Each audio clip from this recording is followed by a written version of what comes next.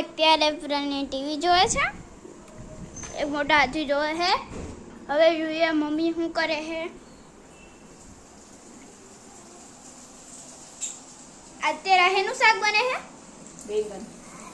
અત્યારે હે રીંગણનું શાક. કોને કોને રીંગણનું ભાવે શાક? ચાલો અટેન્ડન્સ લગાવો મને. અને સાથે રોટલી છે. અહીંયા ખાઉં છું કેળું. મને બહુ ભૂખ લાગી હતી એટલે એક મિનિટ. આમ જોતા કેટલો ખુશ થાય છે. જોતા ને કેટલું મસ્તીનો પહેલા પહેલી વાર આમાં.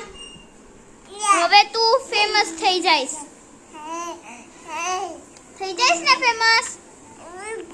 તો પ્રણીતે એમ કીધું કે હા હું ફેમસ થઈ જાઉં. અને અત્યારે હું તમને જુઓ